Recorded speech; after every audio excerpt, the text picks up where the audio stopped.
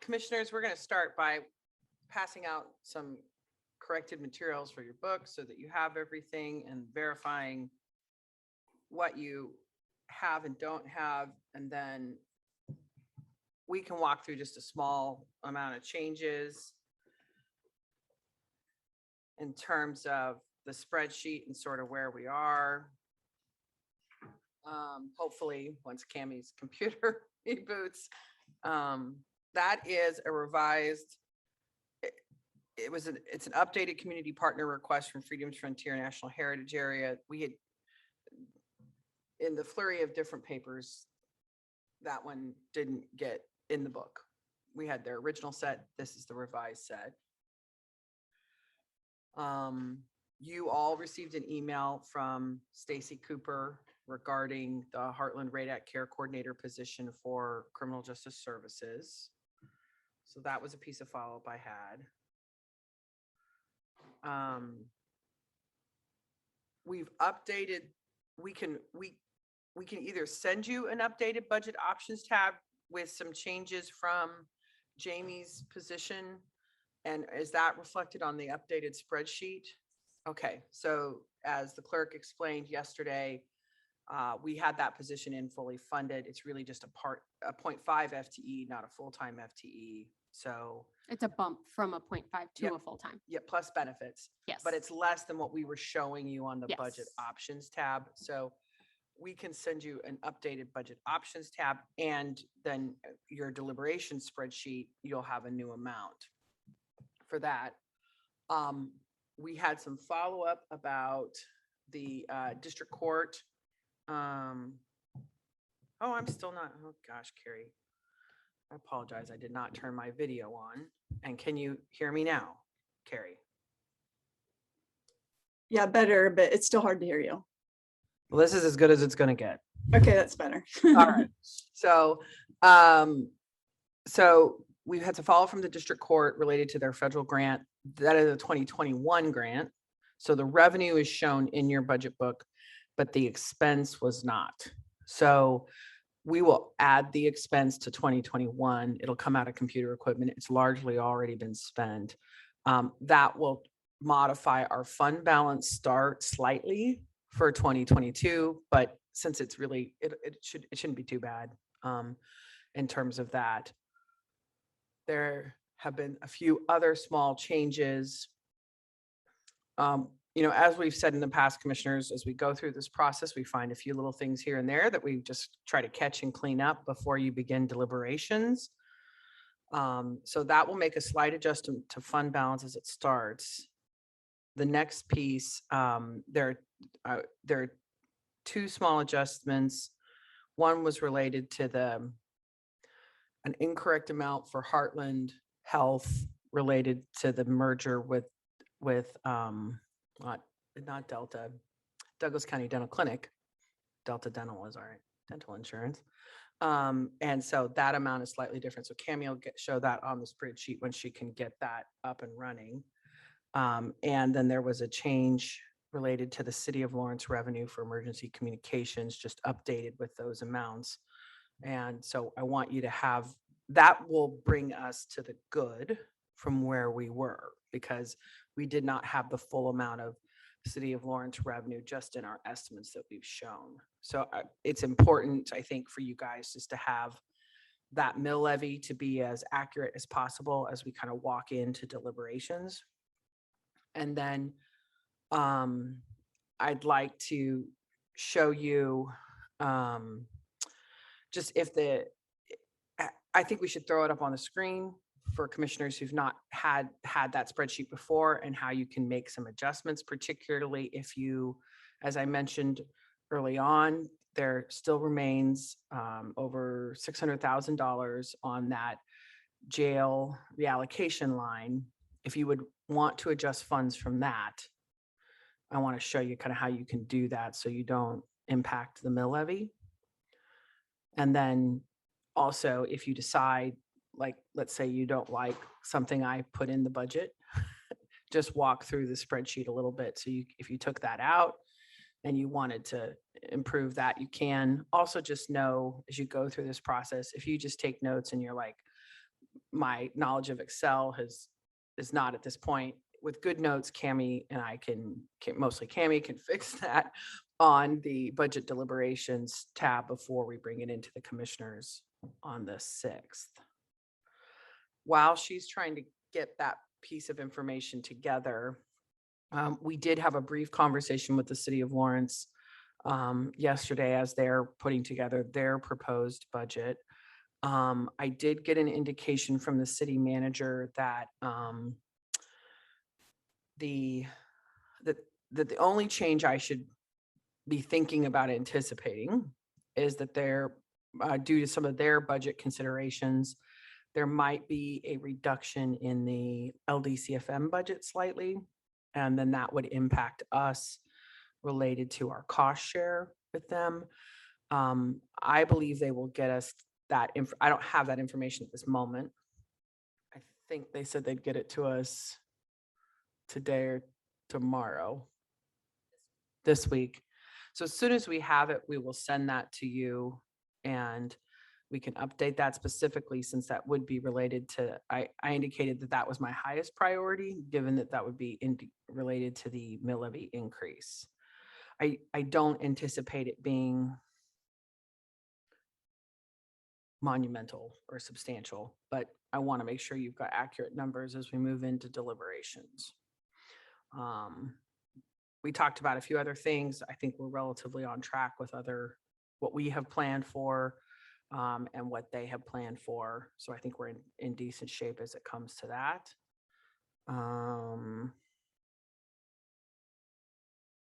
Let's see.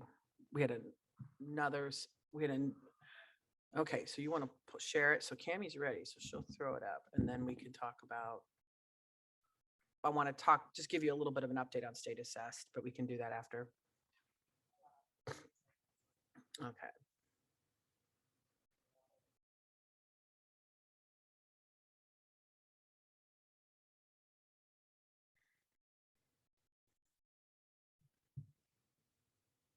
Do you have any questions of us while we're getting that loaded? Okay. Is there anything in administration? Remember, we sort of hopped over. I know we covered a couple of them, but did you want to talk to us about the compensation study or market and merit at all? Sure. And I just realized I don't have my budget book. I'm going to go grab it.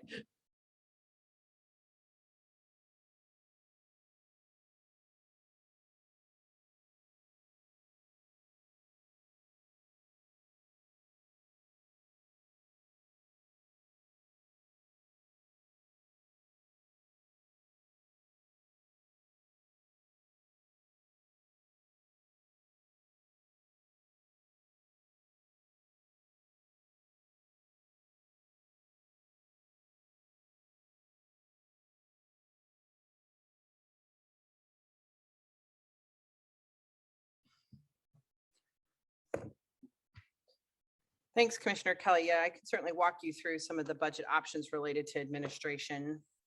About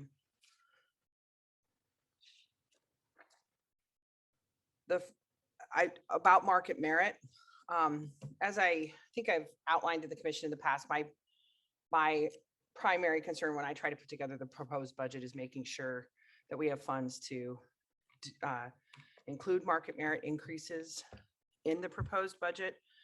The detail on that is behind tab. Thought it was tab 11.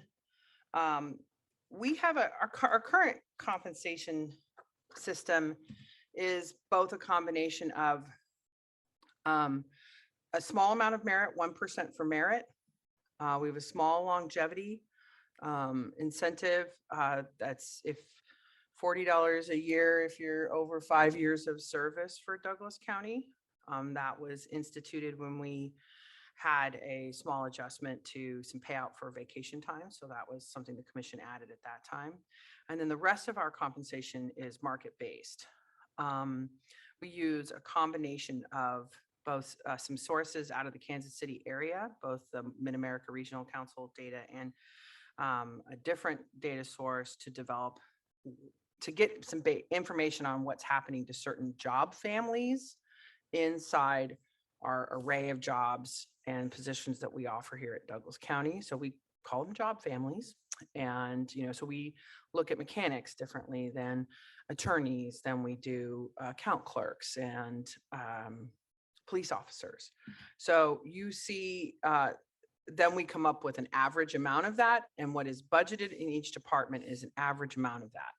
What individual job families will receive varies. I would say the high this year is about 3.9, and the low is probably 1.9 in Sarah, terms of that amount. You mentioned Mid-American Regional Council and another source of data. Do you happen to know what that other source of data is? ESRI? Thank you. Yeah, it was when we developed the compensation study back in, when we went through the last compensation study, we used that as a source of data, and they look at the Kansas City region. I will tell you it's approximate. And frankly, it's generally only a year behind because we're using information that they're showing from last year to build what we would be doing for 2022. But what has been helpful for us as opposed to an across the board cost of living adjustment, this is a little bit more targeted towards some job families in terms of what particular skill sets are more in demand than others. And I think, as I mentioned to the commissioners, I think part of the complexity of the 2022 budget was that we did not plan for a market merit increase in the mill levy for 2021. We paid, the commissioners approved that increase earlier this year using fund balance, but to accommodate both what was done in 2021 and what is planned for in the 2022 mill levy, that used up a larger percentage of our assessed valuation growth. Any other questions on market merit while we get that source? The other one is the compensation study, which is a really good segue.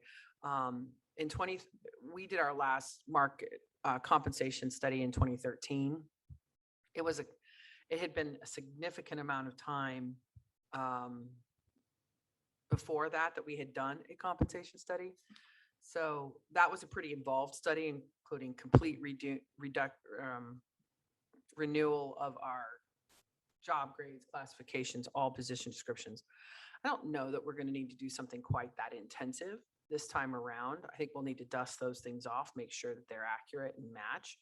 I think our grade system is relatively in good shape, but trying to figure out where we relate to market pay in this region is something that I think we need to spend most of our time on.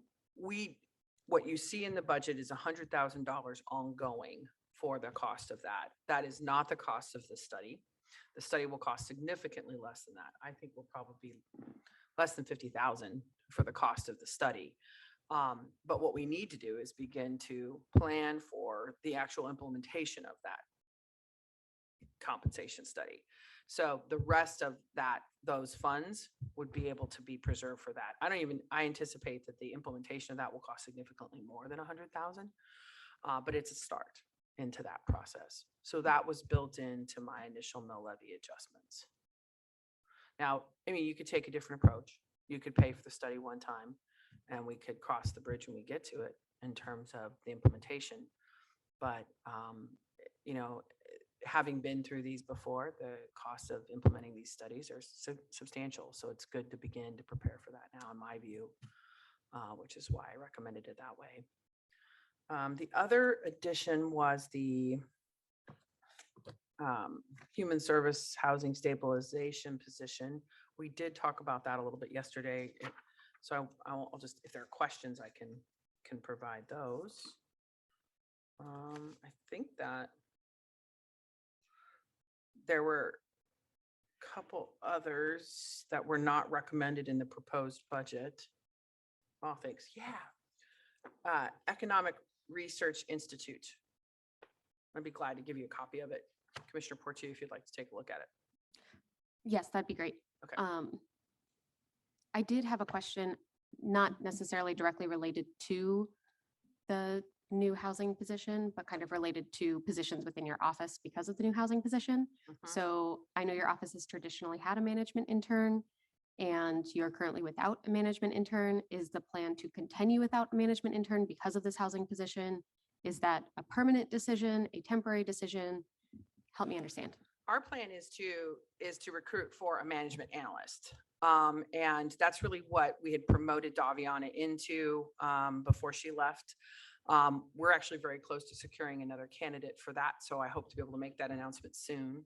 And that person, I think we're going to realign a little bit to more directly serve the work that Jill, Mike, and Bob are doing.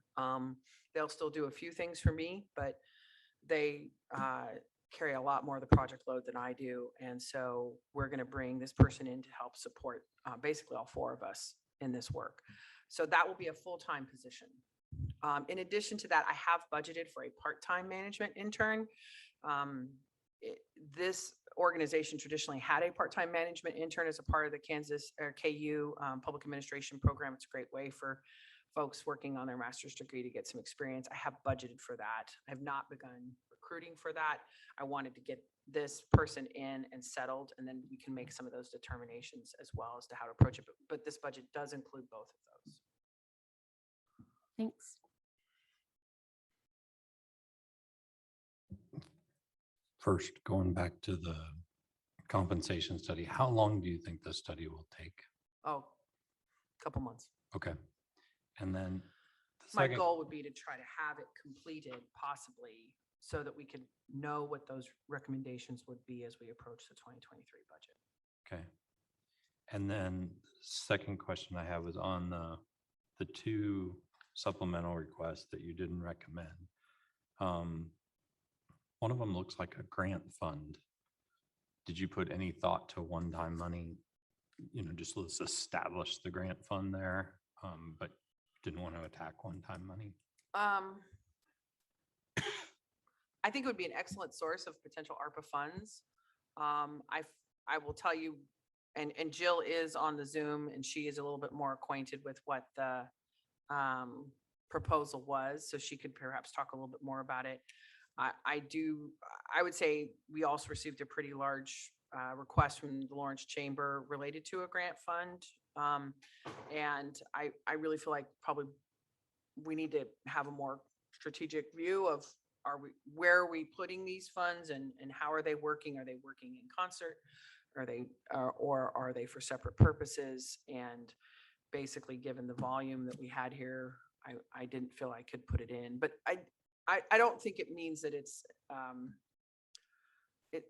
I think the project has potential. It just needs a little bit more work, but it would be a source of one-time funds.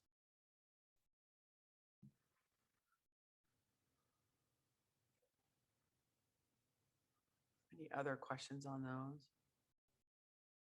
Okay. So Cammie's in and she can share her screen.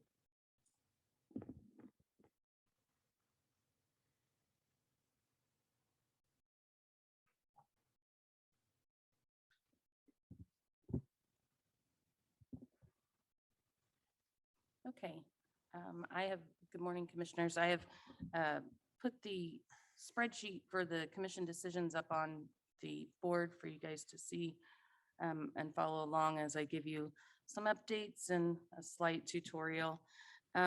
You'll notice the first thing, those changes that Sarah mentioned did impact slightly the increase on the mill levy. So up at the top, on the very first row, you will see that it says estimated mill levy increase is 1.693. That's accurate with the corrections that we found within our file, about $114,000 net. So you'll also notice that there are some highlighted numbers on the recommended budget column. Those mean more to me than you. The highlights I just left there because they're my notes that I've got to go back and make adjustments in those budgets. But it will also clue you in that that's where we have to make the adjustments. So you'll see that from your original. Let's see. You will see, let me see if I can make this This is kind of a long spreadsheet. You will see if you scroll down to county clerk, which I happen to know where it is, so I'm gonna go kind of quick. It's line 75 right here. Is that big enough? Oh, good, it is. Okay.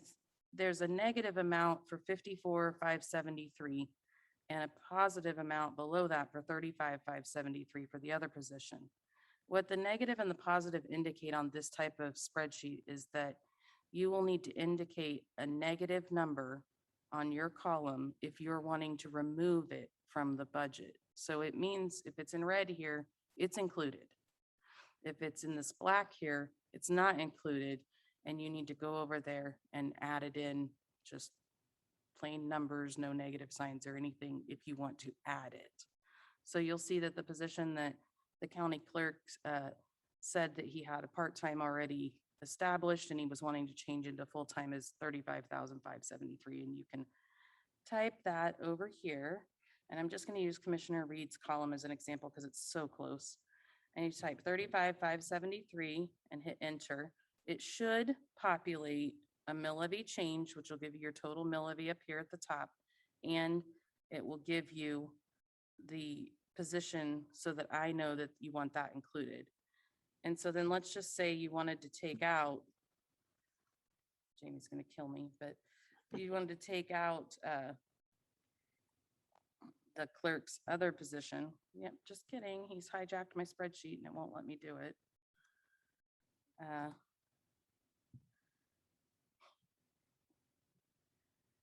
Weird. Yeah, it's really weird. Okay, it's got to be something on my computer right now, but you would put negative right there and subtract it out, and it will put the mill levy off to the right. If you have any of these problems when you're trying to enter this, feel free to call me, email me, do whatever. Or if you aren't getting the same mill levy result you're expecting, let me know what you're expecting to see, and I will help you get to that. Because sometimes this spreadsheet gets a little wonky. We reuse it every year, and I try and find the cells, but sometimes I'll miss a formula.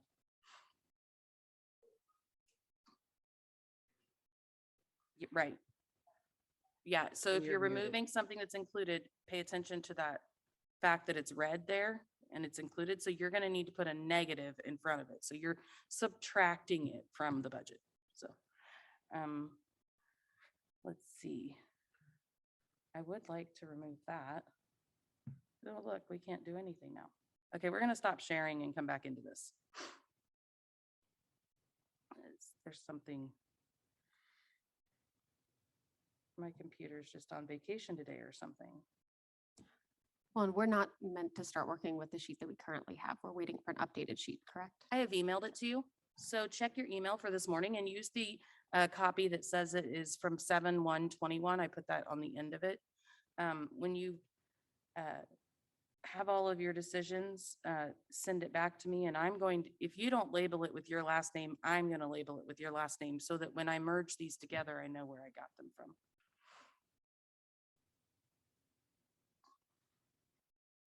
Yeah, this was such a good idea, but Excel is not having it. And Cammie, that doesn't include the change from the city yet, right? You're still waiting on Right, it that. doesn't Okay. include the change from the city yet on Lawrence Fire Med.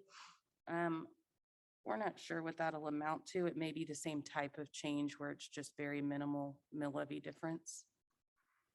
But we'll certainly have that for Monday, and I think that's just important, or Tuesday.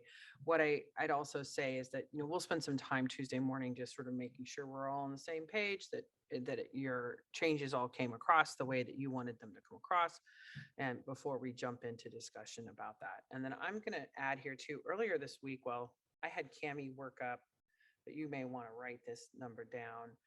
A question that I anticipated from commissioners as they approach this process is that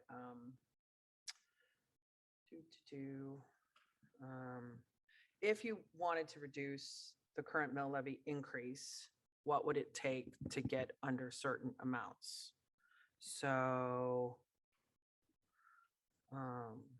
And these would be, I mean, I would just say, please understand they're somewhat approximate given what we're dealing with the mill at this time. But I'm gonna type them up so you can have them here, and because I have them on a sticky note. And then you can just write them down for your information as we approach this.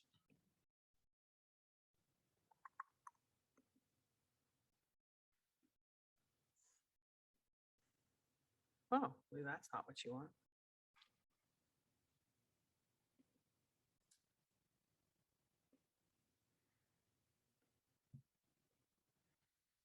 So to move our reduction to under 1.5 mils, it would be $478,193. This was our last estimation. And then the reductions to under a mil would be $1,241,266. The other thing I wish, like, so I wanted to show you on that spreadsheet, and the problem is if it's, maybe we could even just pull it up with, so we don't have to mess with it, as to where the jail money is, so where the Yeah. jail operating funds were. So if you wanted to subtract that, you could see where those funds were located in the budget. And you could kind of make a note of that, or we could even, sometimes we've highlighted cells or something like that so that you can see that piece.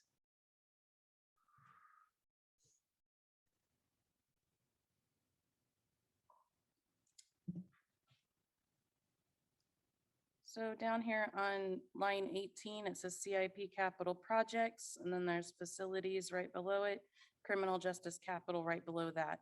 And you'll see that the amount was $2.4 million. Now it's $691,000. If you want to reduce that amount to offset one of your changes, you would just subtract Put in the In negative that- number. in your column, put a negative number in that column, and then that will tell me how much you want taken off of there. I know that we've talked a lot about fund balance, and you guys might want to know where that is at. So I'm scrolling down. The very last line in the general fund, it's highlighted because I've got to go in and make very minor changes for that mill levy change. Line 128 says non-appropriated, and that is the line where you would subtract from if you were trying to take from fund balance. Are there any other areas that No, might be of note? No, and I guess I just like, we'll make this work. It's really not, I feel like it gets super complicated at this point for commissioners, but, just do the best you can and we'll work it out on Tuesday. Do you want to talk a little bit about state assessed and just sort of the limbo we're in with state assessed? I don't know that it really impacts how we're going to say, oh, I'm sorry. Before we move on, could we Yeah. just kind of talk about that general fund balance just a little bit? Yeah, So sure. currently we're at around 15% general fund balance. Correct. Can you just kind of walk us through what many comparable AAA bond rated counties keep as a general fund balance and what we might consider as we think about percentages in that general fund balance? Yeah. And I'm going to point you to, Page 1 of the summaries. yeah, so in your summaries, you have a current listing of all the fund balances and the history of the fund balances by fund. So it's a really good reference as you're thinking about this.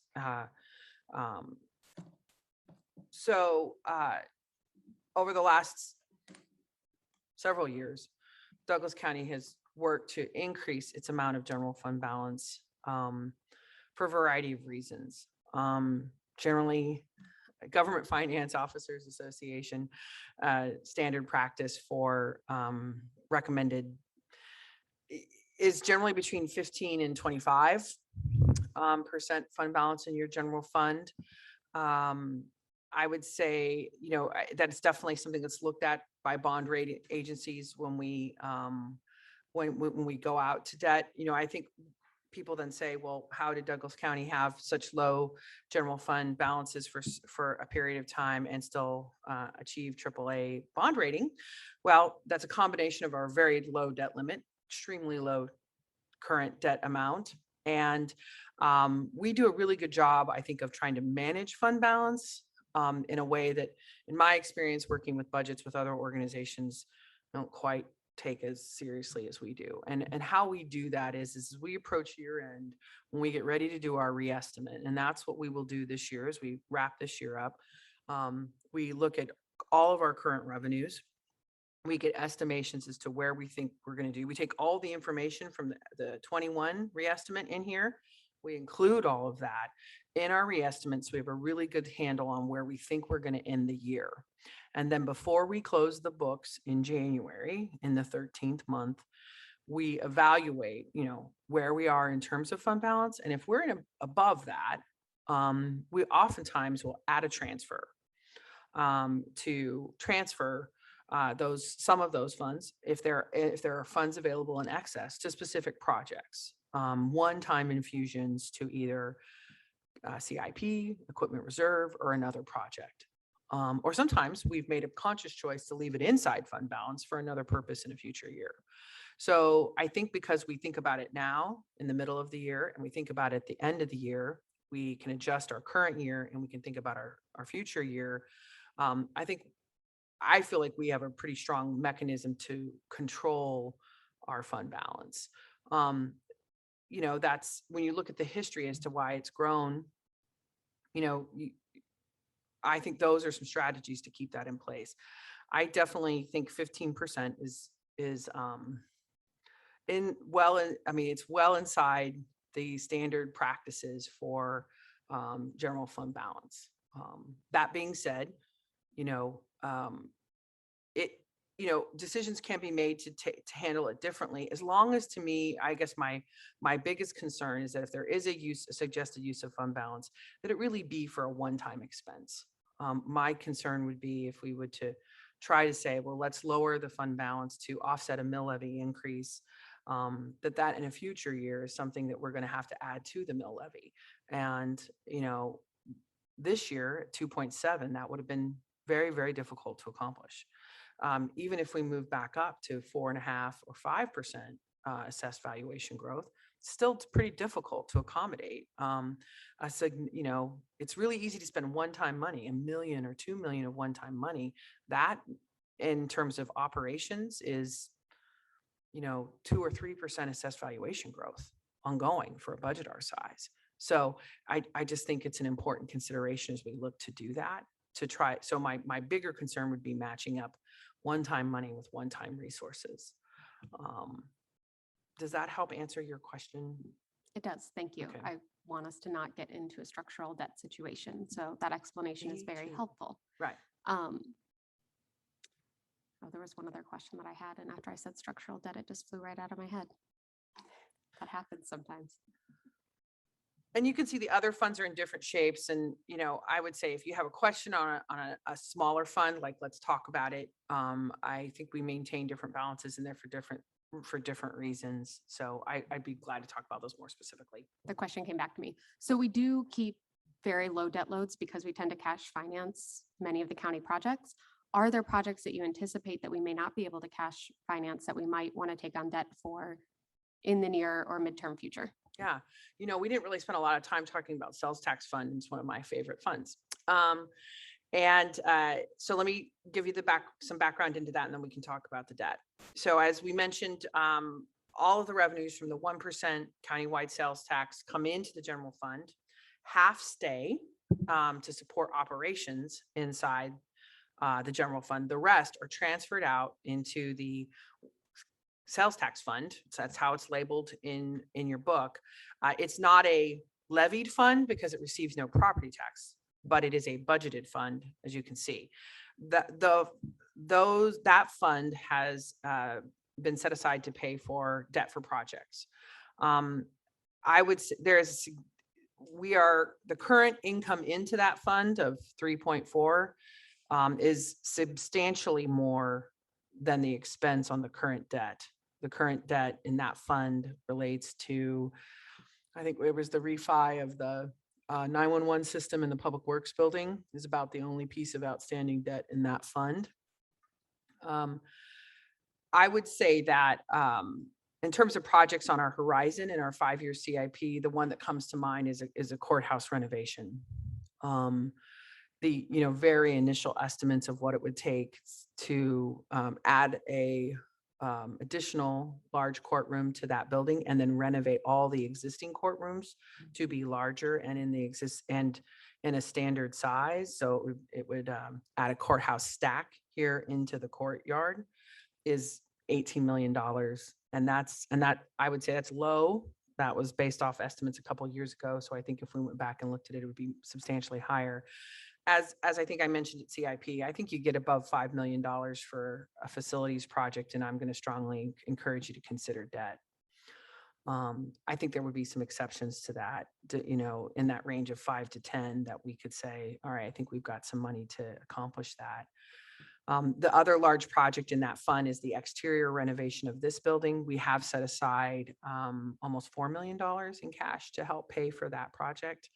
We would really like to start that project this year. I am worried about cost increases and inflation on that project. So once we get better proposals in, it's going to be something we're going to have to look at. I think our current CIP contingency inside facilities is sitting around 1.6 million. And so we would look to reallocate funds from that to help offset any of those projects. Associated also with the downtown space needs is 1242 Massachusetts. I'm going to make an effort to get that master plan conversation in front of the commission pretty quickly here, because I felt like you had a lot coming into this year, but this is a really great segue and setup into that conversation for you to really hear what's planned inside that project. We've worked extensively for the last several years with all of the stakeholders, district court judges, elected officials to evaluate this plan. And it's of course been modified and tweaked as we've gone along. We started this 2 years before Craig retired, I think, right? Yeah, so we've been working on it a long time. The inclusion of 1242 Massachusetts is a part of that conversation, and the possible renovation of that space. So, and that would be the initial estimates in the evaluation of that were in excess of 3 million, closer to 4. So could we potentially use some cash for that? Yes, but I don't think the entire downtown work that the county needs to do over the next several years can be accomplished totally with cash. Thank you. Do you Status? want to talk about state assessed? Yeah, a little bit. State assessed number is, it's a small portion of our total assessed. It does come directly from the state. The numbers that we have gotten, they're public utilities.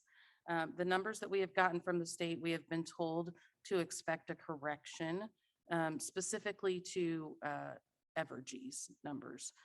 We did notice that they were reduced already in some areas where the coal plant is located, and we asked some questions about why that had happened already with the plant still being online. And they've done a little bit of looking around, and they've found that there's some errors. We will not have those answers until after the budget is fully done. They're telling us right now to wait until September for the next update. They did give us some minor updates, and they actually reduced the numbers a little more, so it didn't make a whole lot of sense to us. So I just want you to know that there will be some fluctuation that will cause the typical fluctuation in the mill levy from the time you adopt the budget to the time that you see a mill levy come out. And it's usually just hundredths. So that very last number, it may be a couple of hundredths instead of one, like you usually see. And then, so Cami, just when that adjustment happens, since we've based our budget off of that, in essence, then any accommodation for that is taken out of. So when the mill levies are set, when I set the mill levies based on the final values, we set it based on the tax dollar that you levy. Yeah. you levied for. So it's not set on the mill levy, which gets a little confusing because that's the only thing that everybody cares about is what the final mill levy is. Everybody else, citizens, and but that is how the budget law works. When we're setting those mill levies, we're setting it to bring you in the amount of tax dollars that you set your budget on. Anyway, just wanted to explain why you might end up seeing a slight difference between Yeah. what you approve, in the next couple weeks and in August, and then what happens in the fall. I think that's everything we had planned to discuss with you this morning, unless there were additional questions. So, and obviously, questions can continue to come to us throughout the weekend, or, if there's other things that come up, we'd be glad to take those. We do have time next week, but if like, I want to hear from somebody else again one more time, just if you let me know, we can try to make that happen and schedule it around their convenience too as well. So if you think of somebody that you're like, I want to talk to Pam again one more time about X, Y, or Z, just let us know, and we could bring her back to have that conversation. And just really thank commissioners for their time in this process this week. It's actually, I think it's been a lot of fun, but I really enjoy these kinds of things. So I appreciate just your time and attention, and your patience with us as we adjust this process. This is a pretty substantially different process than it's been in the past, and in a very complex budget. So I really appreciate everybody's understanding as we work through it. But just to hear if you all have any other questions as we wrap up. Oh, great. I think we're done. Thank you. Thank you.